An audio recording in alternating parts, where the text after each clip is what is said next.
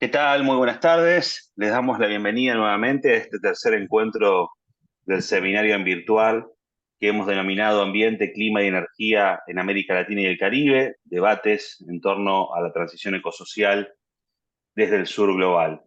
Como ustedes saben, este es el tercer de 4 encuentros en total que tenemos a lo largo de este seminario y en esta ocasión vamos a estar desarrollando a través de las exposiciones de los docentes que hoy nos están acompañando el módulo número 3 denominado Constitucionalismo Ambiental en América Latina. Como les decía, hoy están presentes con nosotros Jorge Cuello y Liliana Oropesa Acosta. Los voy a presentar a continuación. Jorge es abogado, especialista en Derecho Ambiental, docente de la Universidad Andina Simón Bolívar, miembro de la Asociación Civil E-Conciencia, secretario de la Cátedra Libre José Artigas para la Integración de la Universidad Nacional de La Plata, donde impulsó la creación de la Red Latinoamericana de Universidades frente al Cambio Climático y Escuela de Formación para la Integración Latinoamericana. Es autor del libro Pintemos de Verde la Educación y de numerosos artículos relacionados con la temática ambiental. También va a hacer uso de la palabra, decía Liliana Oropesa Acosta. Liliana es economista y abogada con maestría en Relaciones Internacionales, doctoranda en estudios globales y posgrados en género. Cuenta con una amplia experiencia académica y laboral en Argentina, Austria, Suecia, Alemania y Estados Unidos. También cuenta con experiencia de trabajo en el sector público y organizaciones no gubernamentales y enlaces con el sector privado. Actualmente es coordinadora y gestora de proyectos sociales y desarrollo sostenible y docente de la Escuela de Formación Política y Sindical en México. Bueno, sin más introducciones, les cedemos la palabra a ellos y ellas y por supuesto a finalizar las exposiciones podemos compartir preguntas y comentarios por medio del chat o prendiendo directamente el micrófono. Muchísimas gracias. Les cedemos la palabra a Jorge y Liliana. Bueno, muy buenas tardes. Nuevamente agradecido de que estén participando de este encuentro, de este ya tercer encuentro, de este seminario virtual. Y como decía Rafa, bueno, el tema que hoy nos convoca tiene que ver con el desarrollo de lo que fue el constitucionalismo ambiental en América Latina. Yo voy a hacer un breve repaso de algunas cuestiones para luego referirme puntualmente al caso argentino. En primer lugar, quisiera señalar o sostener de que el constitucionalismo ambiental o ecológico, como se lo ha llamado, ha tenido lugar en el mundo y en particular en América Latina como consecuencia directa de los movimientos, de las luchas, de los movimientos sociales y ambientales, así como también de un gran y amplio activismo científico que comenzó a cuestionar y a poner en dudas el modelo de desarrollo económico que había emergido con la revolución industrial. Cuando finalizó la Segunda Guerra Mundial, estos movimientos sociales, ambientales, el rol que también cumplió el movimiento de la ciencia, comenzó a poner en duda y empezó a poner en evidencia lo que estaba sucediendo con diferentes fenómenos ambientales que se empezaron a registrar en el planeta. Esto sin duda eh, puso a los estados en alerta y se empezaron a advertir que, entre otras cosas, se estaba perdiendo y aumentando rápidamente el agujero de la capa de ozono, se puso en evidencia que se estaban depredando bosques, que se estaba perdiendo cada vez a tasa acelerada la biodiversidad, que estábamos frente a la contaminación cada vez creciente de nuestros ríos, del aire, y además también como consecuencia de la Guerra Fría de aquellos años, después de la Segunda Guerra Mundial, los impactos que también tenía la proliferación del armamento nuclear en el mundo y los impactos que esto tenía no solamente para la seguridad, sino también para la cuestión ambiental. Entre otras cosas, también la desertificación de los suelos y el aumento del calentamiento global hicieron de que en los años 70 se empezaran a suceder una serie de hitos históricos, como fue, por ejemplo, la conferencia de Estocolmo del año 72, donde se reunieron más de 100 jefes de Estado y donde se aprobó una declaración con una serie de principios que luego van a impregnar todo el derecho ambiental internacional. Posteriormente, en el año 87, se presentó el informe Brundtland, donde se ponía en evidencia las consecuencias de lo que hoy podríamos llamar, siguiendo a Viale y a Svampa, como lo que es el mal desarrollo a escala global, con la crisis ambiental que anteriormente describíamos. Y entre estos hitos también podemos señalar la Conferencia de Río de Janeiro de 1992, donde también se aprobó una declaración. Esta declaración incorporó una serie de principios, como el principio preventivo, el principio precautorio, el principio de responsabilidades comunes pero diferenciadas, que han impregnado todos estos principios el derecho ambiental internacional. Esta cumbre de Río de Janeiro de 1992 también fue una oportunidad para que se aprobara el Convenio Marco de Cambio Climático y la Convención de Diversidad Biológica. Entonces, en este contexto de instalación internacional de la problemática ambiental, es que los estados comenzaron a considerar la necesidad de adaptar sus sistemas jurídicos a estos nuevos tiempos y comenzó a constitucionalizarse en diferentes países del mundo y en casi la totalidad de los países de América Latina y el Caribe el derecho ambiental, previéndose en las constituciones algunos artículos que le dieran cauce a estas nuevas demandas y a estas crecientes demandas de los movimientos sociales para que se proteja jurídicamente el derecho de las sociedades a gozar de un ambiente sano, como ocurrió en el caso de Brasil en 1988, en Colombia en el año 1991 o en Argentina en 1994, para citar algunos ejemplos de fines de la década del 80 y principios de la década del 90. Debemos decir que si hacemos un repaso de las constituciones desde México para abajo, todos los países de América Latina y el Caribe tienen en sus artículos, en sus textos constitucionales, la gran mayoría artículos que se refieren a la cuestión ambiental.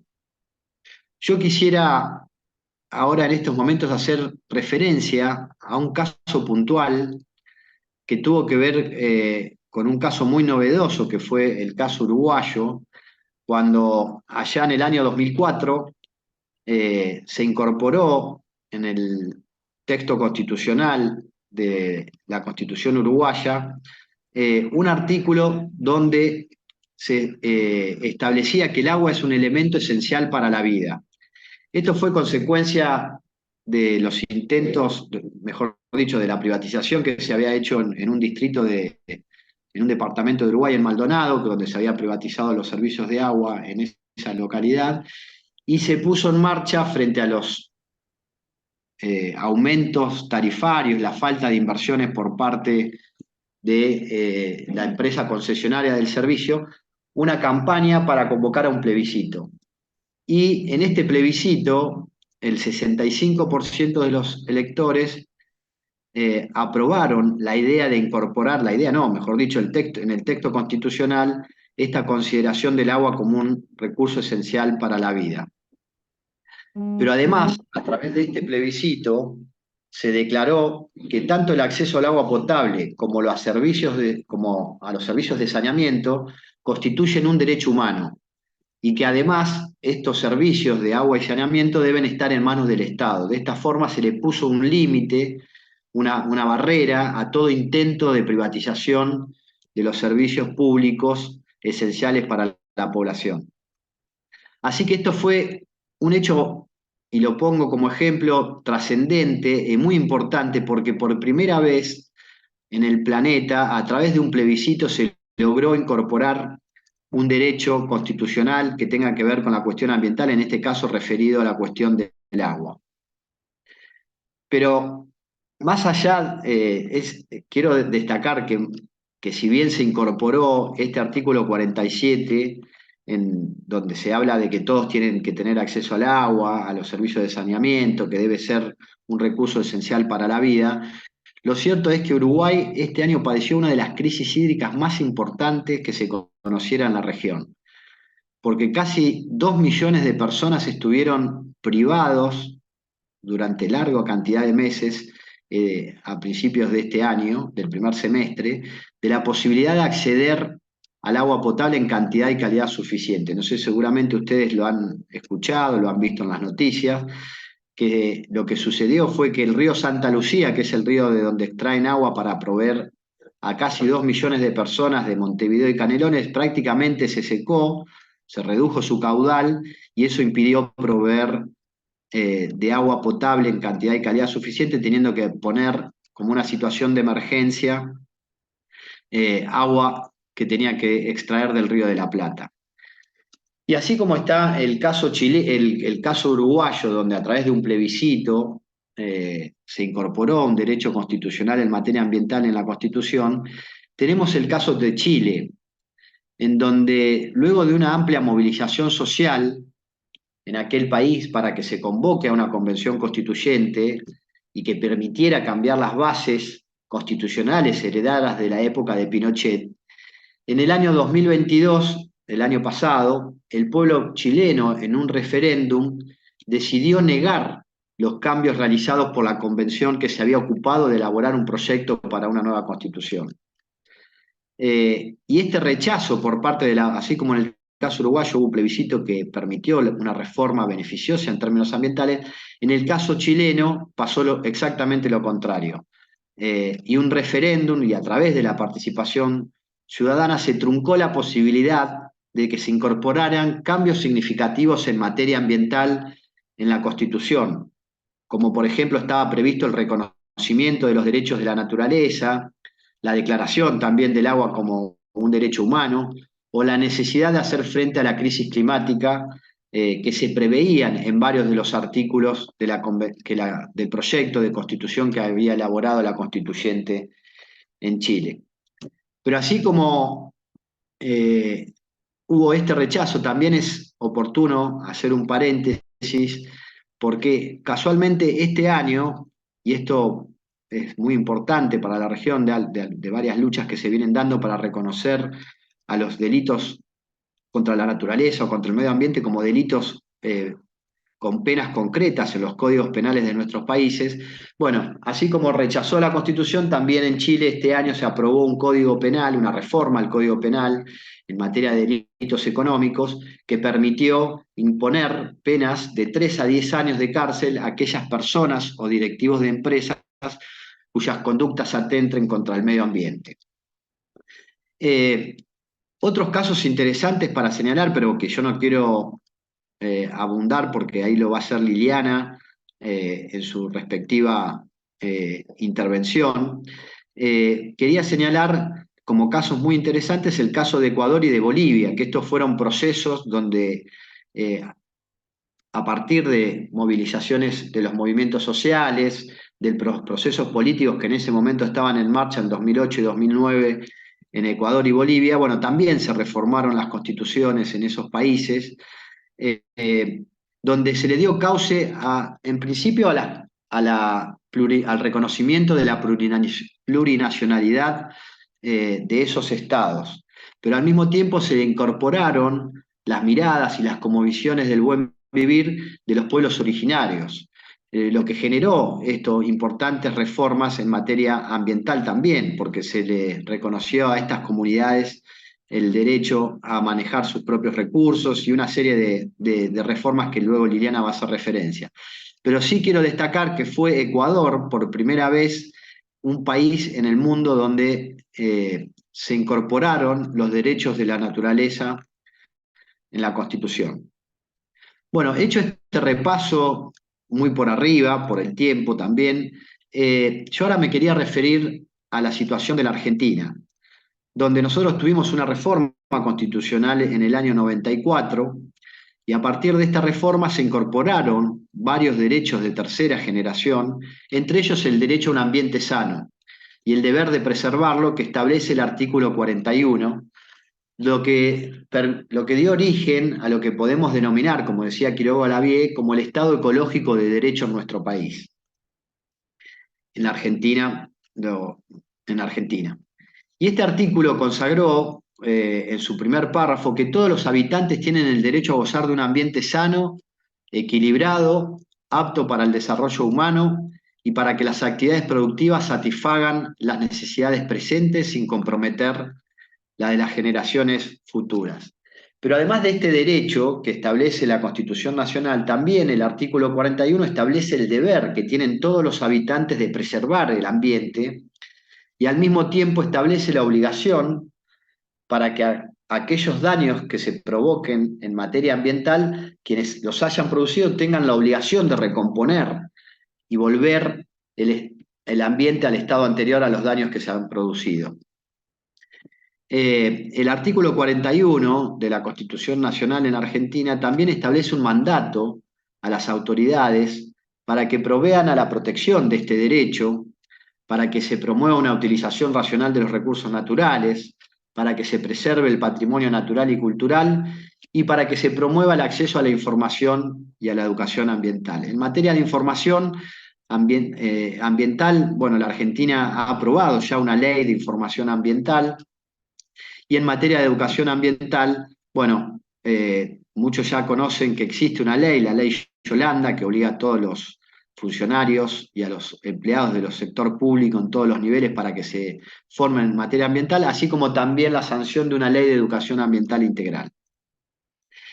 Eh, Hay un tema para que tomemos en cuenta, luego vamos a hacer algunas referencias a ello, que tienen que ver con el tercer párrafo del artículo 41, donde se establece el principio de obligaciones concurrentes entre la nación y las provincias en materia de legislación ambiental, siguiendo de alguna manera el modelo español y ya instaurado en Brasil desde el año 88. Es decir, la nación debe sancionar normas de presupuestos mínimos, no necesariamente tienen que ser leyes, pueden ser también decretos o resoluciones a nivel nacional, que eso es toda una discusión que hay, si los decretos también forman parte de leyes de presupuestos mínimos, yo considero que sí, al igual que las resoluciones ministeriales. Y bueno, la nación entonces es la que se ocupa de establecer estándares mínimos de protección a nivel ambiental para todo el territorio, que van a regir en todo el territorio nacional, y las provincias deben sancionar normas complementarias que complementen esos estándares de protección ambiental que aprueba o que promueve el Estado Nacional. Estas normas complementarias nunca pueden estar por debajo de los estándares de protección ambiental establecidos en las leyes de presupuestos mínimos, pero sí pueden establecer criterios de protección ambiental superadores a lo que establece la norma nacional. Bueno, también el artículo 41 prohíbe el ingreso al territorio nacional de residuos actual o potencialmente peligrosos y de residuos radioactivos. Otro hecho importante a destacar, además de este artículo 41 de la Constitución de la Argentina, es la incorporación de un artículo, el artículo 43 en la Constitución, que habilitó la posibilidad para que los ciudadanos, las organizaciones ambientales e incluso el defensor del pueblo puedan interponer una acción de amparo.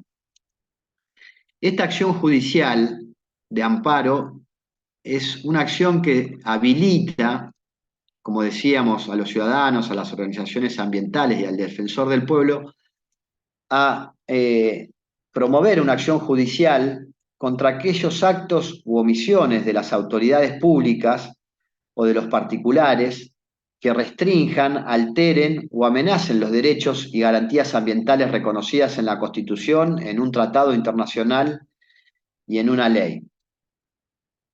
Es importante señalar que la habilitación de los amparos ambientales ha impulsado un importante activismo judicial en la Argentina. Bueno, la Asociación de Abogados Ambientalistas es un claro ejemplo de cómo los amparos han permitido muchas veces a los ciudadanos, a las organizaciones y a los movimientos ambientales promover acciones frente al Poder Judicial que le han permitido poner muchas veces freno a los avances de la depredación y el extractivismo de nuestros recursos naturales, así como también ponerle muchas veces límites a los avances de la contaminación ambiental, exigiéndole a las autoridades públicas en todos los niveles o a los particulares que pongan freno a este tipo de acciones que puedan atentar contra el derecho a un ambiente sano consagrado en la Constitución Nacional.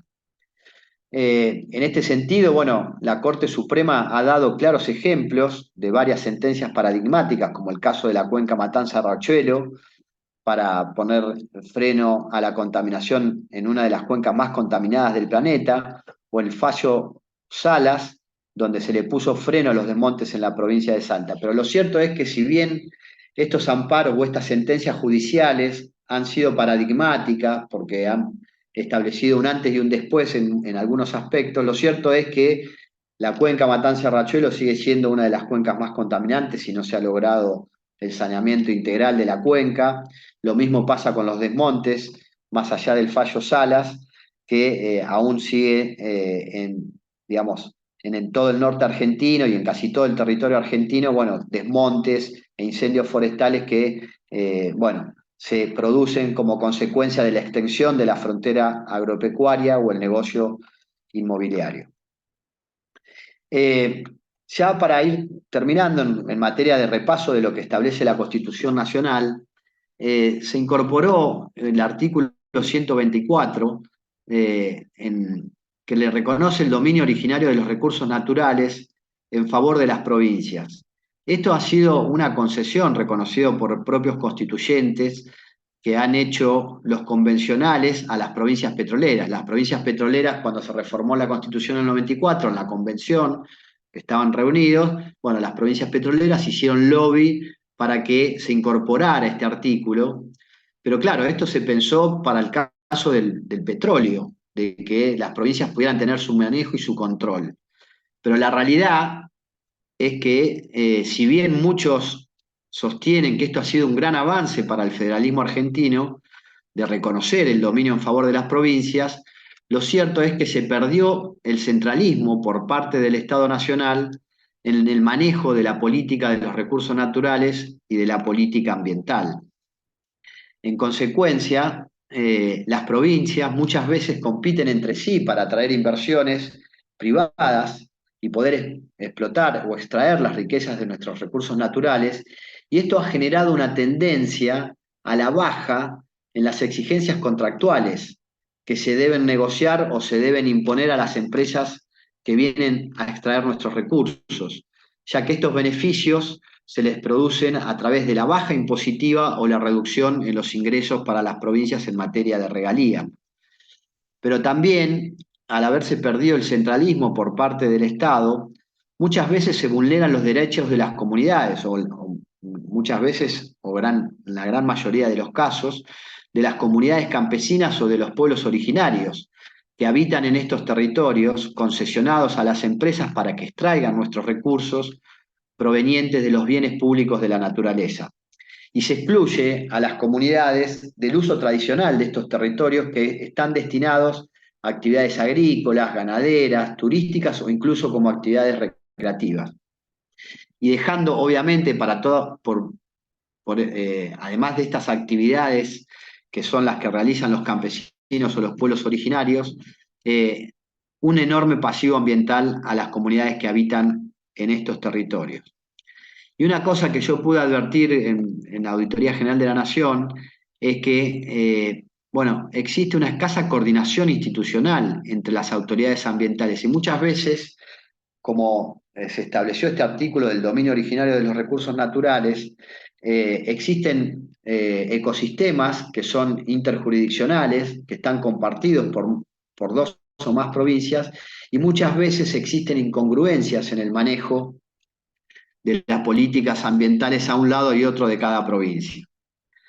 Así que bueno, hecho este repaso de lo que establece nuestra Constitución o la Constitución en la Argentina, yo ahora quería, ya se van a cumplir 30 años de la reforma constitucional de 1994, el próximo año, y podemos señalar que sin duda hubo un gran avance en términos jurídicos, porque bueno, se incorporó el artículo 41 de la Constitución Nacional, el artículo 43 de la Constitución que habilita la acción de amparo.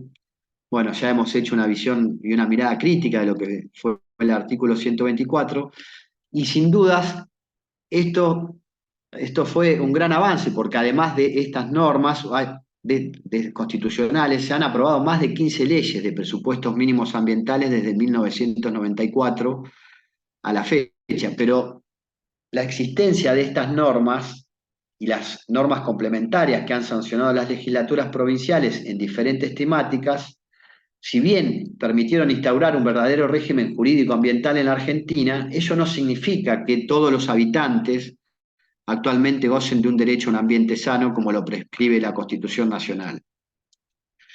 Podemos poner algunos ejemplos. Por ejemplo, hay una ley de aguas, la 25688, que no ha sido reglamentada y por lo tanto no es operativa. Incluso ha sido hasta cuestionada judicialmente por la provincia de Mendoza, pretendiendo declarar su inconstitucionalidad. A pesar de que tenemos una ley de agua, no se han institucionalizado la creación de comités de cuencas hídricas. Si bien hay varios comités de cuencas hídricas creadas, muchas otras cuencas hídricas interjurisdiccionales no han creado sus propios comités de cuencas hídricas, que deberían crearse en aquellos casos donde más de dos o más provincias comparten una cuenca hídrica. Tampoco el Estado Nacional ha establecido límites máximos de contaminación permitidos en las cuencas hídricas, y no existe un plan nacional de agua. Si bien hay un plan nacional de recursos hídricos a nivel nacional, no existe los fondos o no están los recursos suficientes o necesarios para poder gestionar de manera eficiente nuestros recursos hídricos. Otro ejemplo de cómo de la existencia de leyes es la ley de cambio climático, que también ha sido un paso importante, un paso adelante, que fue una conquista de las organizaciones ambientales. Recuerdo las movilizaciones de Jóvenes por el Clima del 2019-2020, donde junto con el apoyo de otras organizaciones como Greenpeace, la Asociación de Abogados Ambientalistas, FARM, Fundación Vida Silvestre, bueno, se reclamaba la aprobación de una ley de cambio climático. Sin embargo, actualmente se sigue promoviendo la extracción y la producción de combustibles fósiles, con técnicas como el fracking o la explotación offshore, que son altamente contaminantes y que generan grandes daños tanto para los ecosistemas terrestres como acuáticos y marinos. Otro ejemplo de cómo hemos avanzado en materia de legislación ambiental es la Ley de Protección de Bosques Nativos, que sin duda también fue un paso adelante, pero esto no significa que estemos resguardando nuestros bosques. Solo para poner algunas estadísticas, entre el 2020 y el 2021, en plena pandemia del COVID, se perdieron casi 500.000 hectáreas por desmonte o incendios forestales en todo el país. Después tenemos también una ley de glaciares, que también ha sido un gran avance, pero la realidad es que la explotación de la minería a cielo abierto está poniendo en riesgo estas cuencas y estas fuentes de agua en las zonas cordilleranas, de agua de glaciares, de agua en estado sólido en las zonas cordilleranas de nuestro país. Otro paso adelante también, para mencionar un ejemplo, es la ley de gestión de residuos sólidos urbanos, que esto tiene que ver con un paso importante también para reglamentar uno de los principales problemas ambientales urbanos, a través del establecimiento de procedimientos para una gestión integral de los residuos. Pero aún así, uno de los principales dramas que se viven en la Argentina es que la gran mayoría de los municipios disponen sus residuos en basurales a cielo abierto. Y un ejemplo de lo que aún nos falta es materia de legislación en la Argentina, es la aprobación de una ley de conservación de humedales. Ya hace más de 10 años que está pendiente de aprobación, si bien con estado parlamentario hay un montón de proyectos para preservar nuestros humedales, lo cierto es que el Congreso aún no ha sancionado una ley. Y esto es una deuda pendiente que tenemos en la Argentina, teniendo en cuenta además de que prácticamente los humedales cubren casi el 20% del territorio continental argentino. Entonces, ya para terminar, quisiera decir que frente a este escenario resulta fundamental establecer un cronograma de acciones superadoras tanto en el orden nacional, provincial como municipal, que puedan o tiendan a preservar la calidad de vida de las personas sin desconocer la necesidad de un cambio en los patrones de consumo y producción. Y también se deben poner en marcha políticas que permitan resguardar nuestros recursos naturales como única forma de garantizar calidad ambiental a las actuales y futuras generaciones. Pero dicho esto, lo cierto es que en la actualidad han aparecido con muchas fuerzas discursos desde las cúpulas del poder que niegan el cambio climático, que pretenden mercantilizar el mar argentino, o ideas que pretenden liberalizar la contaminación de nuestros ríos. lo que puede significar un duro golpe para todos los que pretendemos avanzar en Argentina en la puesta en marcha de un verdadero plan de gestión ambiental. Por eso, creo yo que debemos reafirmar que cuestiones básicas como la biodiversidad, y reafirmar y luchar por esto, ¿no? Frente a estos discursos que están emergiendo, que han emergido en la Argentina, para que cuestiones como la biodiversidad, la gestión de los recursos hídricos, la crisis climática, la gestión de los bosques, la producción y distribución de la energía, deben estar analizados desde la óptica de la ética y la solidaridad, para que los recursos naturales estén al servicio de la sociedad y no sometidos a los intereses del mercado. En definitiva, lo que necesitamos es una ética de solidaridad con las actuales y futuras generaciones, que implique el reconocimiento de los problemas que debemos afrontar desde la democracia argentina en materia ambiental, pero alejada de los cálculos economicistas, y que ponga el foco en la construcción de un gran consenso social amplio orientado a pensar un modelo de país ambientalmente justo y soberano. Así que bueno, esto es lo que quería compartir.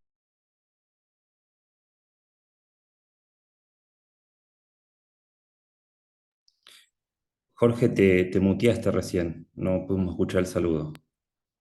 No, bueno, perdón, no, que decía bueno, que agradezco la paciencia de ustedes, Perfecto, espero no haberme extendido, y bueno, le doy la palabra ahora a Liliana Oropesa para que se haga referencia a ella a su parte de la exposición. perfecto, muchas gracias, Jorge. Bueno, buenas tardes. Muy agradecida por la invitación y agradecida también por la presencia de todos ustedes. Yo voy a hablar del caso que me atañe, el caso de mi país, el caso de Bolivia, pero también voy a mencionar ciertos aspectos de la Constitución de Ecuador, que en realidad es un proceso que se dio muy en paralelo con lo que pasó en Bolivia, ¿no? Con las asambleas constituyentes. Una precisión es de que en el caso tanto de Bolivia como de Ecuador no vienen a hacer reformas constitucionales, en realidad vienen a hacer una completa nueva constitución. Son asambleas constituyentes que, por ejemplo, en el caso boliviano, refundan el Estado, ¿no? Se cambia de ser la República de Bolivia, que bueno, aún hay un artículo que menciona la República de Bolivia, pero es un Estado plurinacional. Y eso es una de las características común que tenemos con Ecuador, ¿no? Bolivia y Ecuador. Más o menos la estructura que le voy a dar a esta charla, en la que voy a tratar de ponerme en el tiempo, pero obviamente vamos a tener minutos para después conversar, porque también la idea es de que podamos tener un diálogo y hacerlo más interactivo, pero es hablar un poco de la importancia en cómo surgen estos movimientos, ¿no? ¿Qué es lo que surge? ¿Qué es lo que impulsa a de que Bolivia decida tener una nueva constitución, un nuevo pacto social? Luego vamos a entrar un poco en lo sustantivo de los artículos que estén relacionados al medio ambiente, y luego también quiero comentar un poco de cómo se lleva esto a un plano internacional. ¿Cómo es que Bolivia y Ecuador han tenido sus participaciones en foros multilaterales, como ser en Naciones Unidas? Y bueno, ¿cuáles han sido los aportes? ¿Cuál es la situación ahora en día? Y obviamente también para concluir, digamos, ya modo de cierre, ¿qué pasa también? ¿Qué brechas existen entre lo que tenemos en las constituciones y qué es lo que pasa en la actualidad, ¿no? Y cuáles son nuestros desafíos. Entonces, basada, digamos, en esta línea un poco o en esta estructura, paso a hablar sobre cuáles han sido, cuál era el contexto en el que surgió la Asamblea Constituyente en Bolivia. Como bien mencionaba Jorge, fue muy importante, los movimientos sociales tienen una gran importancia en todo lo que es el constitucionalismo ambiental. Y en el caso boliviano, esto se da, inicia, digamos, tiene como un gran referente, como un gran hito el año 2000, en el que en ese entonces la tercera ciudad más importante de Bolivia, que es la tercera capital, ¿no? Cochabamba, se da una situación de que se privatiza el servicio de agua potable. Esta empresa, Aguas del Tunari, es vendida, es privatizada, y obviamente como todo interés privado, que está en búsqueda de los beneficios económicos, empieza a elevar las tarifas. Y bueno, Cochabamba ya es un lugar, sigue siendo actualmente un lugar que tiene problemas con el acceso al agua. Esto desarrolla de que hay movilizaciones ciudadanas en las que surgen muchas figuras, incluso la figura de Evo Morales se hace bastante importante ahí, que él era en ese momento sindicalista cocalero. estamos hablando del año 2000. Entonces, toda esta situación hace de que se revierta la privatización, hace que se revierta la privatización y de que esto no debería ser, no debería estar esto bajo un mandato de interés privado, ¿no? O de particulares, de un interés empresarial, de que esto es una cuestión de servicio social y que de ese modo no debería estar sometido a una empresa privada. Esto pasa, estamos hablando del año 2000.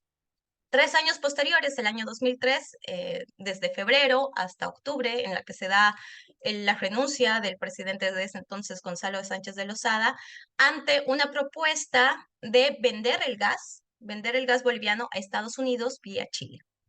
Entonces, hubo una gran oposición porque esto no representaba grandes regalías para lo que era el territorio boliviano, es una explotación de recurso natural, pero sin embargo no estaba con un precio acorde y representaba una gran inversión que bueno, no necesariamente iba en beneficio de la sociedad. Entonces ahí se dan bastantes movilizaciones que concluyen en la renuncia de este presidente, ¿no? Y ahí en este momento de tantas convulsiones, estamos hablando ya de dos guerras, básicamente lo que se denomina la guerra del agua y la guerra del gas o guerra de octubre. Y esto es importante mencionarlo porque esto se menciona en el preámbulo de la nueva constitución. Entonces, ante este escenario de conflictos, se llama a la Asamblea Constituyente. La Asamblea Constituyente, un año después, se hace un referéndum y la población está de acuerdo en hacer una Asamblea Constituyente. Pero la Asamblea Constituyente con características de ser totalmente refundacional, ¿no? Es básicamente una nueva constitución y casi como empezar de cero, y eso fue lo que caracterizó a la Constitución boliviana. Paralelamente se estaba dando un proceso similar en Ecuador. Es así que el año 2008, en el caso ecuatoriano, surge la Constitución de Montecristi. En el caso de Bolivia, la Constitución boliviana se aprueba en enero del 2009. Nosotros empezamos primero nuestra Asamblea Constituyente, pero hubieron algunos conflictos, sobre todo relacionados a la capitalía, ¿no? Que Sucre quería ser la capital plena y todo eso, de que hace que se rezague la aprobación de la Constitución que se da después de la de Ecuador. Pero en realidad el proceso constituyente boliviano empieza primero.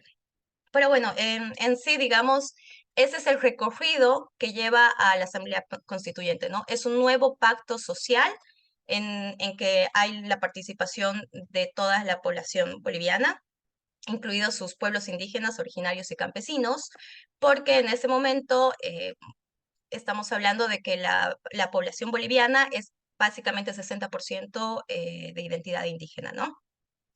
Entonces, es así que entramos ya a la Asamblea Constituyente, a la Constitución. Entonces voy a mencionar algunos artículos importantes de la Constitución, pero esos son los antecedentes y ese es el contexto en el que se aprueba esta Constitución, ¿no? El año 2009.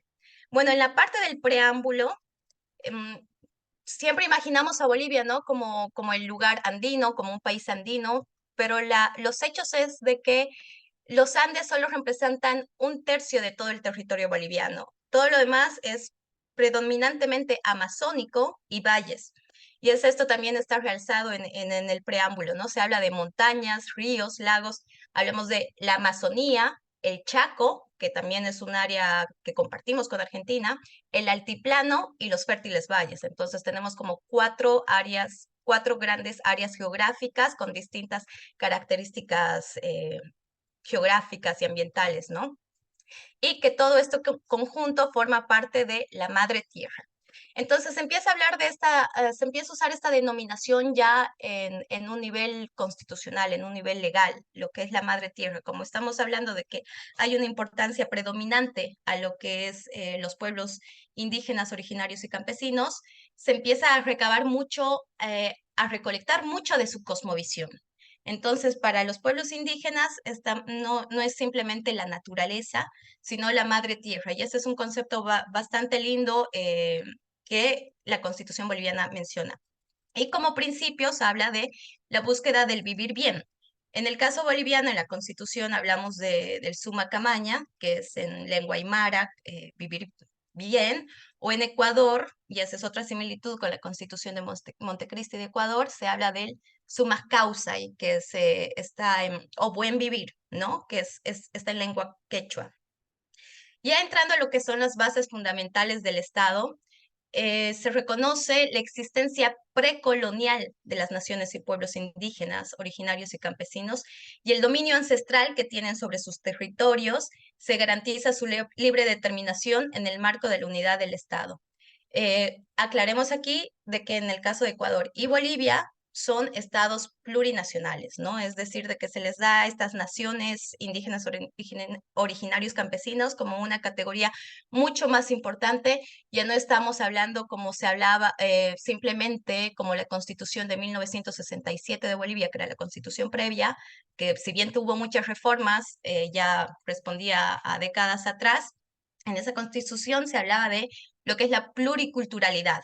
Pero eso es una categoría mucho más importante, ¿no? No es simplemente una cultura, son naciones de que tienen que tener dominio sobre sus territorios en el marco de la unidad del Estado, ¿no? Entonces no es de que sean totalmente autónomos, existen autonomías indígenas, pero no es una cuestión como se pueda malinterpretar con la plurinacionalidad, es bien específico y bien claro que se habla en el marco de la unidad del Estado boliviano. En cuanto a los principios y valores que se tiene, está justamente el de vivir bien. La función, en cuanto a función del Estado, es la manera responsable y planificada de aprovechar los recursos naturales, impulsando la industrialización, pero conservando el medio ambiente. Otro aspecto importante es justamente el del agua y saneamiento, ¿no? Si bien, como estaba explicando, cuál es el contexto en el que surge la Asamblea Constituyente, es debido a una guerra del agua, que además estos dos eventos, tanto de la guerra del agua como la del gas, están mencionados y nombrados en el preámbulo de esta Constitución, pero en este artículo se habla del derecho humano de acceso universal y equitativo a los servicios de agua potable y alcantarillado, dejando establecido que no puede ser objeto de concesión ni privatización. Es decir, se deja realmente claro y en letra de que el agua no puede ser, o sea, los servicios del agua no pueden ser privatizados, ¿no?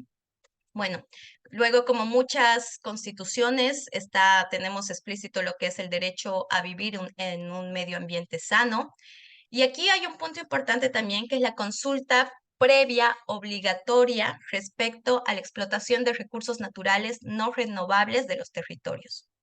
Es decir, cualquier explotación que se quiera hacer de un recurso natural debe contar con una consulta aprobada, una consulta previa obligatoria a los pueblos que están habitando en ese territorio, ¿no? Y esto es muy importante, luego voy a hablar de otro caso, digamos, como estas brechas que empiezan a surgir entre la Constitución y lo que realmente pasa, como fue lo de la carretera del Tipnis, que no sé si algunos de ustedes han escuchado. Bueno, luego está como deberes de los bolivianos y las bolivianas prestar socorro ante catástrofes naturales. Hago hincapié también en esto porque justamente en estos meses suele ser en octubre que se da muchos incendios en Bolivia y este año también no está siendo la excepción y lo triste es que cada vez estos incendios se están haciendo más recurrentes y mucho más violentos en cuanto a las hectáreas que toman de bosques. La Constitución boliviana también reconoce acciones de defensa del medio ambiente. Ahí existe la acción de amparo y la acción popular que se presentan ante el Tribunal Constitucional. Y algo que también es bastante importante está relacionado a las relaciones internacionales. Esto toma mucha importancia para la política exterior boliviana. Se habla en cuanto a la cápita de relaciones internacionales, la defensa de derechos ambientales, la armonía con la naturaleza. La armonía con la naturaleza es otro de los valores que está bastante impulsado en la Constitución y defensa de la biodiversidad. Entonces, estos son como ciertos puntos que son novedosos, que resaltan en esta nueva constitución boliviana, en la refundación de lo que es el Estado plurinacional. Y quiero cerrar con esta parte de relaciones internacionales, bueno, cerrar lo sustantivo porque voy a continuar, ¿no? Porque estas relaciones internacionales, ¿cómo se plasma? ¿Cómo es que el Estado boliviano o que el gobierno boliviano toma este artículo para tener una voz bastante activa en foros multilaterales? Es así que el año 2010 en el seno de la Asamblea General de Naciones Unidas se presenta un proyecto de resolución que es la resolución del derecho humano al agua y saneamiento. Bueno, Naciones Unidas, bien podemos criticarles muchas cosas, pero viene a ser el foro multilateral más importante que está vigente, en la que tiene la participación de 193 estados, incluidos todos los de Latinoamérica y el Caribe. Entonces, esto se vuelve un hito bastante importante. Y otra resolución propuesta por Bolivia, y que también fue muy importante, es del año 2009, es la resolución de armonía con la naturaleza. ¿No? Que es este principio de las cosmovisiones indígenas, que es con un cuidado mucho más activo del medio ambiente, ¿no? En el caso de, por ejemplo, de armonía con la naturaleza, yo lo comento como anécdota, ha sido a veces, son resoluciones que cada año son negociadas y actualizadas, ¿no? Pero es, por ejemplo, ha sido una pelea con varios países, simplemente el hecho de que naturaleza pase de tener de una N minúscula a una N mayúscula. Bueno, parece algo pequeño, parece algo ínfimo, pero ha sido una batalla porque el hecho de ponerle naturaleza con una N mayúscula es darle la calidad de sujeto que pide los derechos de la naturaleza, ¿no? Y a partir de eso, y comentando sobre los derechos de la naturaleza, Ecuador se vuelve el año 2008 el primer país en tener reconocido a nivel constitucional a los derechos de la naturaleza. No es el caso de Bolivia. Bolivia no tiene un reconocimiento constitucional, sin embargo, el año 2010 tiene una ley de derechos de la madre tierra. Pero a nivel constitucional sí se menciona la madre tierra y todo eso, pero no de derechos de la naturaleza, así que ahí tenemos una diferencia con el Ecuador. Otras similitudes que tenemos con el Ecuador, en todo caso, es la plurinacionalidad, eh, y bueno, sobre todo el principio del vivir bien, ¿no? El summa camaña o el summa causa, y como se dice en quechua.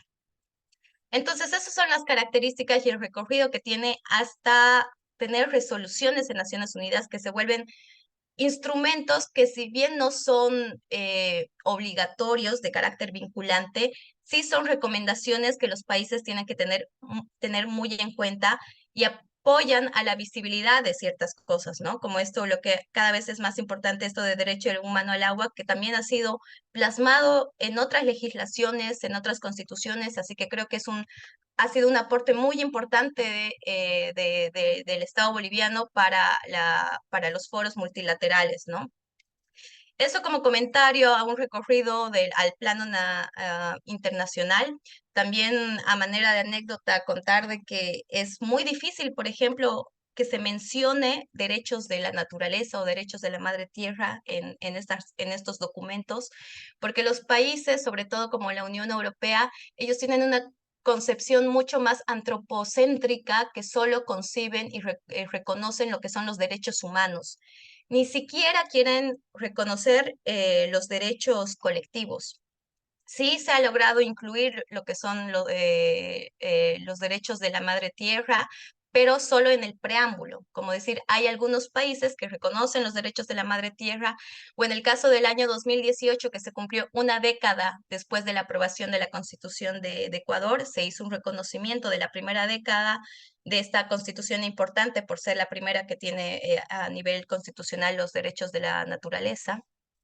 Pero esa es la situación, ¿no? Es una situación muy complicada en cuanto a que los países no quieren aceptar más allá de los derechos humanos, ¿no? Entonces viene siendo una batalla. Pero bueno, eso ha sido en cuanto a lo que podemos decir que han sido aportes de Bolivia en foros multilaterales. Pero la verdad es que en la actualidad tenemos bastantes problemas.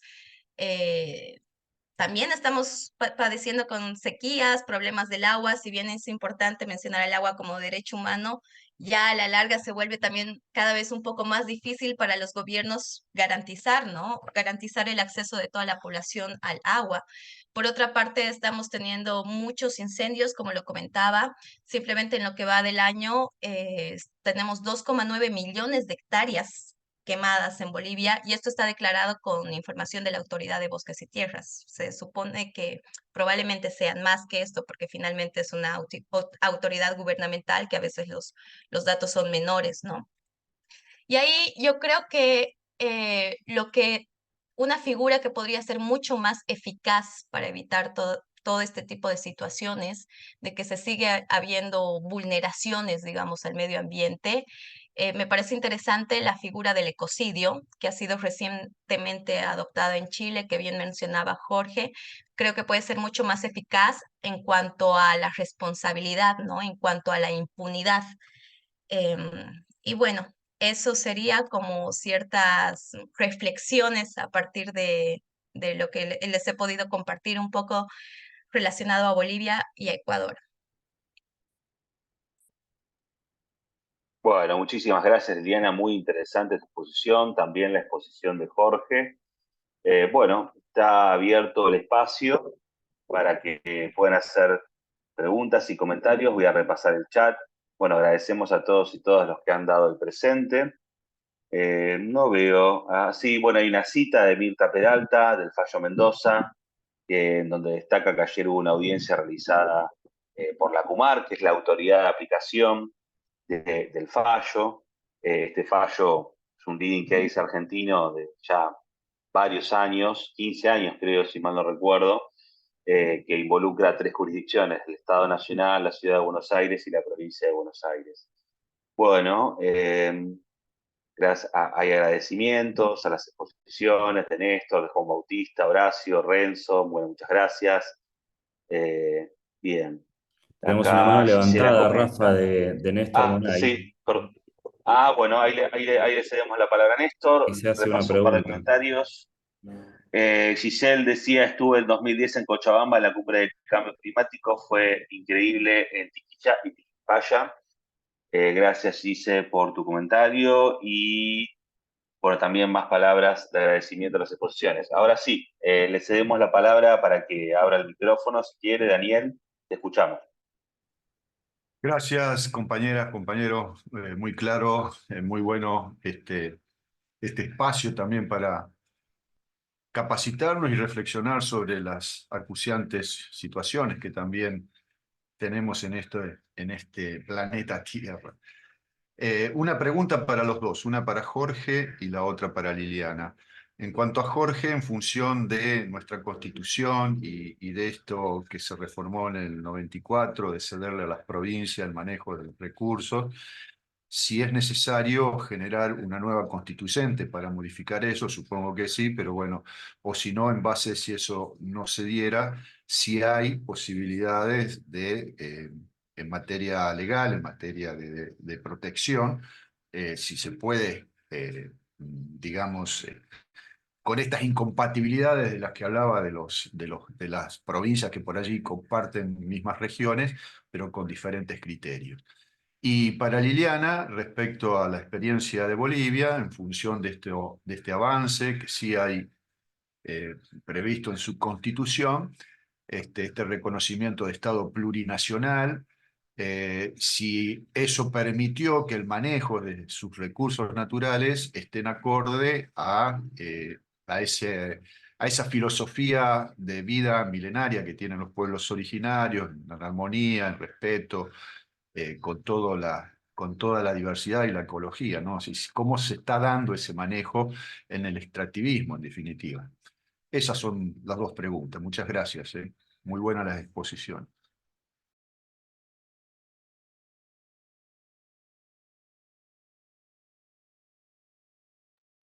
Jorge, Lili, ¿quién quiere arrancar?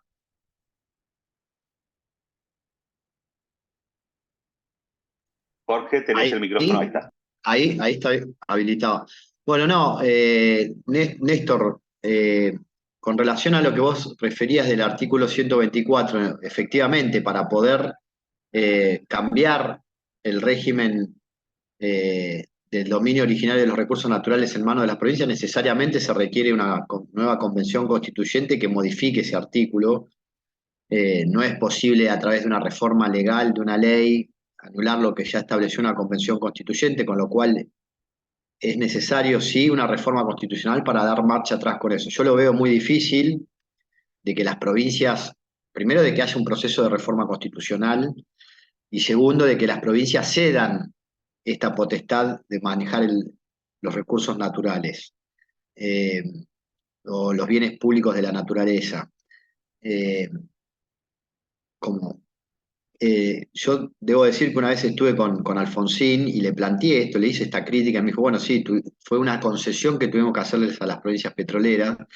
Y por otro lado, alguna vez hablando con algún dirigente del actual oficialismo, me decía que también consideraban que había sido un error haber otorgado en la reforma constitucional del 94 este dominio originario. O sea, los dos partidos mayoritarios, la Unión Cívica Radical eh, y por el otro lado, desde el propio oficialismo, hay miradas críticas de lo que significó la entrega de los bienes públicos de la naturaleza o de los recursos naturales a las provincias, pero bueno, para poder reformular ese artículo es necesaria una convención constituyente, que vuelvo a reiterar, yo no lo veo factible. De hecho, esa es la principal causa, por ejemplo, por la cual hoy no tengamos una ley de humedales. Una de las principales razones que esgrimen las provincias para que no se apruebe una ley de humedales es decir, ¿por qué el Estado Nacional se tiene que intrometer en cuestiones que tienen que ver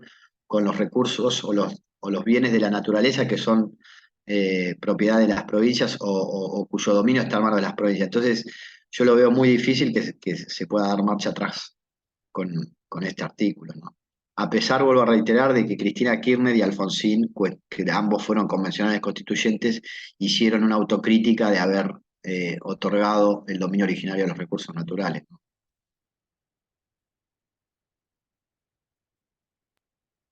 Muy Lili, interesante ¿no? la respuesta. Lili, ¿querés comentar un Bueno. poco sobre la pregunta de Néstor? Sí, gracias Néstor por tu pregunta, porque bueno, a mí siempre me gustan las preguntas porque me refrescan cosas que por ahí no he mencionado y justamente es el caso de la pregunta de Néstor. Bueno, empezar diciendo de que esta nueva figura que es muy interesante, muy importante, que es la consulta previa e informada, no se ha aplicado todavía. Es decir, no se ha llegado a aplicar aún esta consulta previa informada a los pueblos indígenas para lo que es la extracción de recursos naturales. Creo que hay que estar muy pendientes en lo que vaya a pasar con el litio, porque en realidad ese va a ser un nuevo recurso natural que se vaya a explotar y bueno, todo el proceso, ¿no? De la explotación.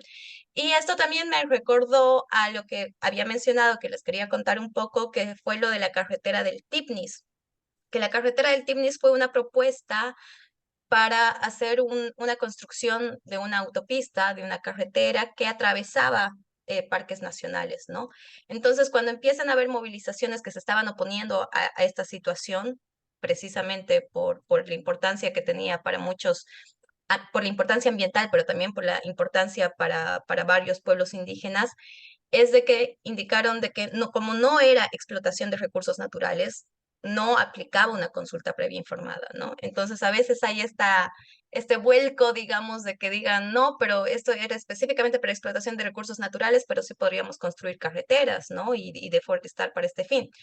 Y obviamente aún habiendo esta situación de las consultas, yo creo que también puede ser un poco podría ser un poco tramposo porque sabemos de que nuestros gobiernos y al final nuestros países siempre se encuentran en el dilema de la industrialización o el cuidado del medio ambiente, ¿no? Siempre hay una presión muy fuerte, una presión económica por el crecimiento económico, por el desarrollo, por tener mejores índices, indicadores económicos. Pero en el en el caso de la consulta previa informada, ¿qué podría garantizar de que no lleven cierta gente que digan que vive en esa región, que vive en esa área, para que tengan un voto a favor, digamos, de lo que sea, de lo que quieran, de la explotación que quieran hacer, ¿no? Entonces creo que eso también es algo que deberíamos estar como sociedad civil, como muy expectantes y bueno, como también parte de la Constitución dice un artículo que es deber de los bolivianos cuidar el medio ambiente, creo que deberíamos asumir mucho este deber. Así que muchas gracias, Néstor, por tu pregunta y no sé si la respondí.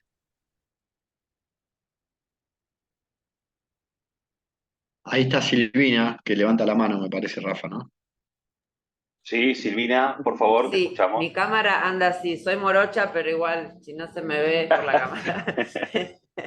Calor bárbaro en Mar del Plata.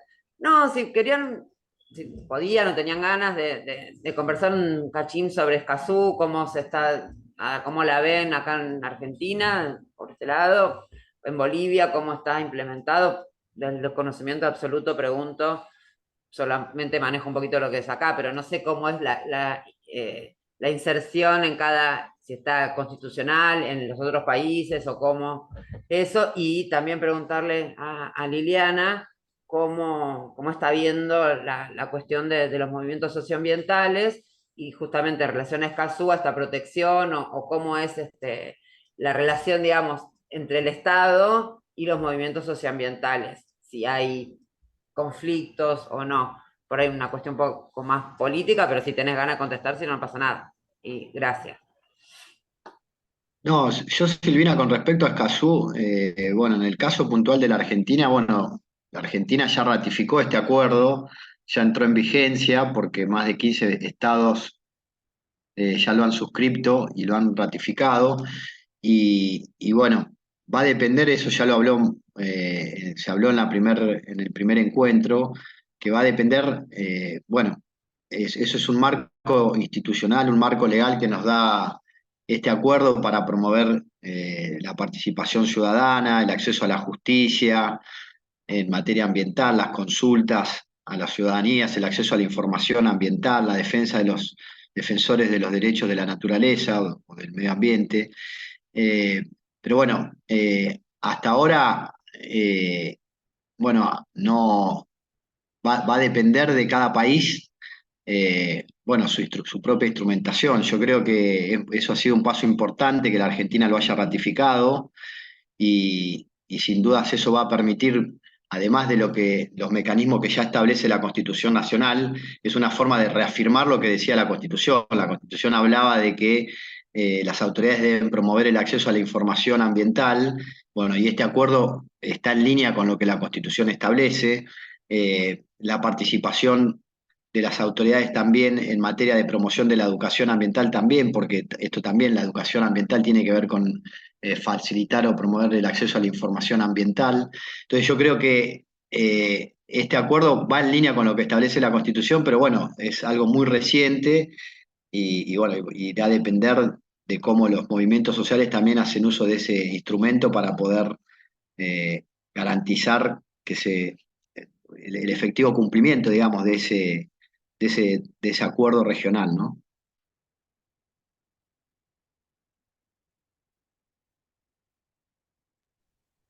Bueno, yo Bueno, paso a Jorge, comentar un poco dale, perdón, dale, Lili. Sí, sí, sí, sí, por sobre favor. el caso de Bolivia. En realidad, Bolivia también suscribe este acuerdo. Es uno de los últimos países que suscribió el acuerdo antes de que entre en vigor. En realidad viene a ser como faltaban dos países para llegar a a ese número de países para que entre en vigencia, y Bolivia es uno de esos. Es bastante reciente como para que se tenga internalizada en una ley, pero en cuanto a lo que podríamos hablar, digamos, de la protección a defensores de la naturaleza, creo que ahí Bolivia no tiene realmente una persecución a los defensores de la naturaleza, y eso es algo bueno en relación a lo que se puede ver en otros casos de que hay una criminalización bastante más explícita. No sé, se me ocurre el caso colombiano o el caso en Honduras, ¿no? En Bolivia no hay tal persecución. Sin embargo, también la verdad es que el tema medioambiental sí ha tomado en algunas ocasiones tintes políticos.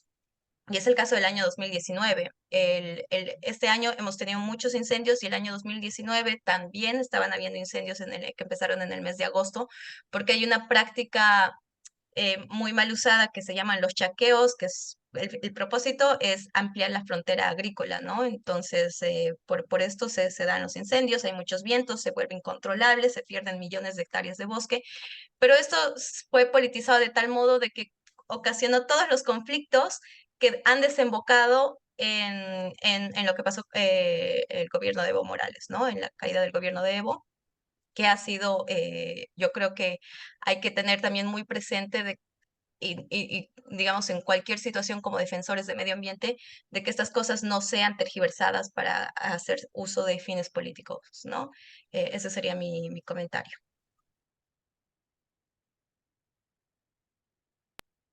Muchas gracias, Lili. Vamos a repasar un poco el chat porque creo que había dos comentarios. Mientras tanto, les anticipamos que compartimos a propósito del caso Tibnis que mencionaba Liliana anteriormente, parte del trabajo realizado por la Alianza Global por los Derechos de la Naturaleza. Hubo un tribunal internacional que dictó un fallo hace algunos años en el marco de una visita de una delegación. Y bueno, entre otros integrantes de ese panel de jueces estuvo Enrique Viale en representación de Argentina y de la Alianza Global. Ahí dejamos algunos enlaces, decía, para que puedan profundizar más respecto de este caso. Bueno, Mirta comenta que estaría bueno repensar el término recursos naturales por bienes comunes. Sí, muy pertinente el comentario. Creo que va un poco en la misma línea de lo que venimos planteando, ¿no? Tratar de generar un discurso menos instrumentalizador, menos antropocéntrico en relación a la naturaleza.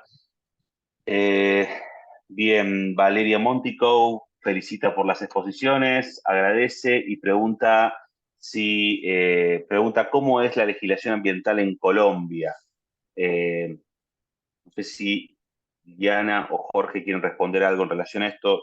No, no. Colombia tiene un artículo en su Constitución Nacional, típico de los artículos de la década del 90, donde se establece que todas las personas tienen el derecho a gozar de un ambiente sano y establece que se debe garantizar la participación de la comunidad en todas las cuestiones que tienen que ver con las decisiones que puedan afectar el ambiente o la naturaleza.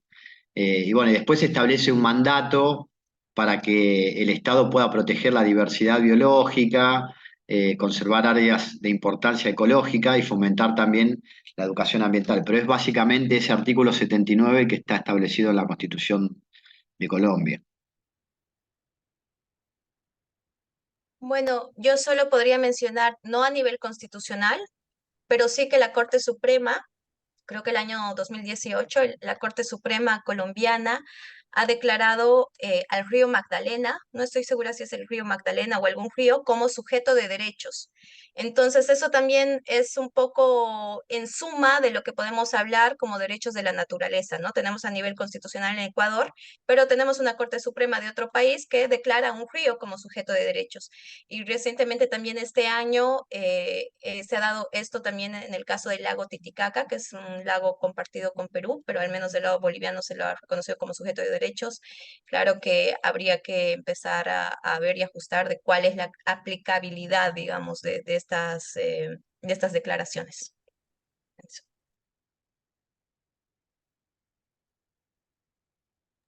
Muchas gracias, Lili. Bueno, no tenemos más comentarios. De alguien. Hay, Giselle tiene la mano hay dos levantada, sí, manos ahí va levantadas. escribiendo. Y Nancy, sí, perdón, disculpen. No sé quién quiere empezar, Nancy o Giselle, directamente prendan el micrófono y las escuchamos. Te tomo la palabra, gracias. Hablo desde Colombia, entonces quisiera aclarar que efectivamente en el 91 se realiza también la Asamblea Constituyente para generar la nueva constitución política, pero desde el 74 teníamos Código de Recursos Naturales y luego en 1993 sale la Ley 99 que establece el Ministerio del Medio Ambiente y Desarrollo. Entonces, los esfuerzos se han venido haciendo, como en todos los países en América Latina. Para la claridad de Liliana, el río que es sujeto de derechos es el río Cauca, porque también ha estado muy vinculado con los procesos de violencia que se dan cerca de, de las mineras que quieren explotar el oro. Entonces, pues tenemos también un sistema nacional ambiental y claramente están las disputas entre unos actores y otros. Sin embargo, la esperanza sigue puesta en que nuestras pequeñas luchas, nuestras organizaciones sin ánimo de lucro y hoy en día con el presidente que tenemos, pues las cosas van por buen camino, al menos reconociendo todo este bagaje cultural, este bagaje, toda esta historia que nos llena. Aquí tenemos la política ambiental en Colombia por el maestro Julio Carrizosa y también contamos con el maestro Ángel Maya para hablar de educación ambiental en Colombia. Pues ahí les dejo esos datos con mucho cariño para todos. Muchas gracias, Nancy. No sé si nos puedes escribir el título de este libro que nos has mostrado. Y gracias por tus comentarios. Gracias. Muchas gracias, Nancy. Bueno, Giselle, habías levantado la mano, todo tuyo. Hola, gracias por todo a todas y todos. En realidad quería contar un poquito la situación que estamos viviendo acá en las playas del sur de Mar del Plata y preguntar si nos podían asesorar para el accionar. En realidad creo que sí, también volvería a las leyes que compartieron en el primer encuentro. Acá están haciendo alisado de médanos en todo el sector sur, desde Horizontes del Faro hasta acantilados, están haciendo movimientos de arena. Yo vivo a 2 cuadras de la playa Alfar y me encontré que habían alisado un médano, perdón. Por lo que llamé a la policía ecológica, más que nada porque hay un decreto en el artículo 7 también, que no se pueden deforestar los médanos cuando ya tienen vegetación incluida. Entonces hice llamado a la policía ecológica vino, supuestamente no conocían este decreto. Enseguida vino también uno de los inspectores de acá de la municipalidad, que se llama Diego Gática, que dijo que estaba todo aprobado. Tenían el permiso para hacer todo, el movimiento de la arena, alisar el médano, sacar los juegos de los niños que sacaron, bueno, poner las 40 carpas. Dijeron, yo no vi nada firmado, solamente dijeron que estaba aprobado. Entonces comuniqué con un grupo de acá que se llama Observatorio del Sur, y al otro día una de las compañeras fue y preguntó si podía ver este proyecto, porque este inspector en la cara me dijo que este proyecto la firma iba a estar visible para cualquier vecino que solicitara ver esta aprobación, y él se negó a darla porque era información privada. Después yo veo acá la información de estas leyes que compartieron del Tratado de Escazú en el primer encuentro, de que en realidad sí se puede pedir, más estando dentro de la playa.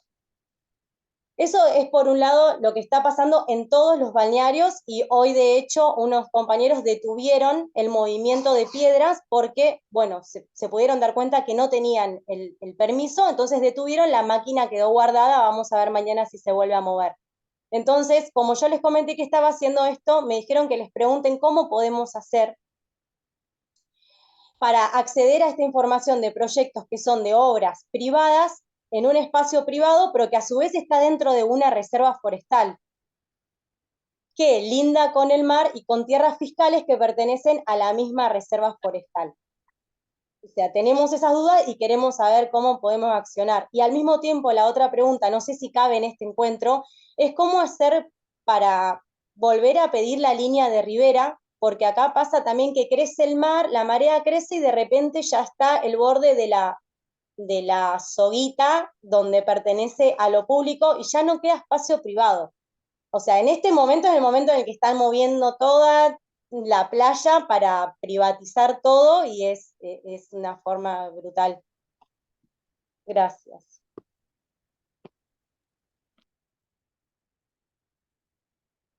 Rafa. Gracias, Giselle, por tu comentario. Jorge, Lili, ¿quieren hacer una devolución? Yo si quiero puedo comentar algo. Te cedo la palabra a vos, Rafa, que vos tenés ahí. Bueno, a ver, concretamente lo que se puede hacer es meter un acceso a la información pública ambiental, que es el que regula la ley 25831, que es una ley de presupuestos mínimos que tenemos acá en Argentina, un poco encuadrándolo en el debate constitucional de esta reunión. Las leyes de presupuestos mínimos rigen en toda la República Argentina, están mencionadas en el tercer párrafo de la Constitución, del artículo 41. Las sanciones del Congreso no requieren adhesión, por eso se establece como una legislación de presupuestos mínimos que las provincias tienen que complementar. Bueno, una de esas leyes, de esas 12 leyes de presupuestos mínimos que tenemos, es esta, la 25831. La autoridad de aplicación tiene 30 días hábiles para contestar, es un mes y medio, está obligado a contestar la autoridad requerida, el organismo requerido al que se le solicite información. Y nosotros, particularmente desde la Asociación de Abogados Ambientalistas, podemos compartirles un modelo de ese escrito en donde tenemos ya algunas cosas que son muy usuales en esos escritos, las cuestiones de los fundamentos jurídicos, etcétera, y colaborar para que ustedes requieran como vecines, como organizaciones locales, la información a las autoridades. Están obligadas a contestar, si no pueden ser objeto de sanciones civiles o penales. Eso es lo que se me ocurre a priori. Después, la problemática que mencionaba Giselle es una problemática de muchos años en la costa atlántica. Son los grandes extractivismos urbanos inmobiliarios que se hacen en las playas, los grandes proyectos de industrialización que se hacen en lugares en donde está expresamente prohibido hacerse porque son áreas naturales protegidas, son bienes comunes, son espacios públicos de los cuales el sector privado se apropia muchas veces con la complicidad de las autoridades estatales y no brindan la información que tienen que brindar, no cumplen con los estándares básicos de nuestra Constitución, de la legislación de la Ley General del Ambiente, de Escazú, que son los que refuerzan precisamente todo el apartado de derechos sobre acceso a la información, a la justicia, a la participación. Evidentemente no convocaron a ninguna audiencia pública, por lo que nos comentás. O sea, toda una serie de irregularidades que son como muy comunes en este tipo de casos. Así que, concretamente, después, creo que Giselle tenés nuestro correo, tanto el de la asociación, creo que también el mío también está por ahí, pero si querés podés ir directamente a la asociación y de allí tomamos contacto con ustedes, les facilitamos el modelo descrito y podemos a lo mejor pensar los puntos de información a requerir para que ustedes por derecho propio lo presenten ante las autoridades y las autoridades le contesten el tiempo de informe. Así que cuenten con esa colaboración.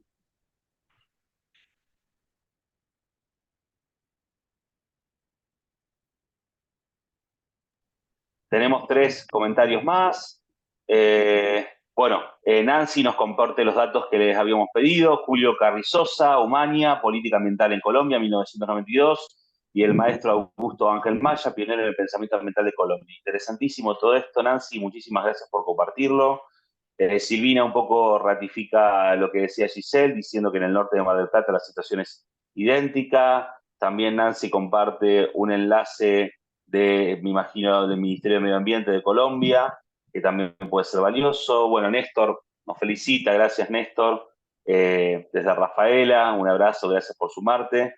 Bueno, y más mensajes de agradecimiento. Si nadie quiere más hacer uso de la palabra, estamos en un tiempo razonable para hacer una última intervención, si no, vamos cerrando y despidiéndonos. Si tienen ganas, prendan las cámaras un segundito, así hacemos una buena foto. Ahí Juanpi a lo mejor nos ayuda a hacer una pequeña foto de despedida de todos y todas las presentes. Bueno, muchísimas gracias. Ahí veo que somos, ¿qué estamos? 31 personas conectados hoy. La verdad que para un 30 de noviembre, después de un año tan intenso para todo el continente, ¿no? Pero particularmente para Argentina, así que está bárbaro, es muy estimulante, muy motivador que estemos conectados a esta hora para charlar sobre estos temas que tanto nos apasionan. Bueno, veo que nadie ha levantado la mano, ha puesto un comentario, así que agradecer especialmente a Liliana y a Jorge por sus exposiciones, interesantísimo escucharlos. Y bueno, despedirnos para lo que va a ser el próximo encuentro, la semana que viene, mismo jueves, mismo horario, mismo enlace de Zoom. Obviamente lo vamos a volver a compartir por las dudas, por correo como lo hacemos habitualmente, con las exposiciones de Enrique Viale y María Marta de Paola bajo el módulo 4, extractivismo y neoextractivismo en América Latina. Con eso daremos conclusión al seminario. ¿Cómo? Estamos con la foto, sí. ¿Ya está la foto? Ya está la foto.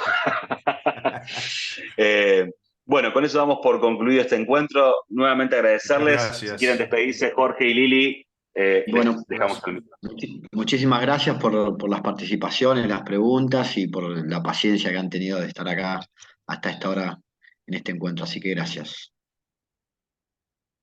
Sí, bueno, muchas Gracias, buenas gracias. Me tardes. sumo a los agradecimientos. Es realmente muy motivante ver tanta gente conectada, como bien mencionaban. Entonces, y súper lindo también de que sea sobre estos temas tan importantes y que nos atañen a todos, ¿no? Muchas gracias. Bueno, un fuerte abrazo. Gracias. Nos vemos el próximo jueves.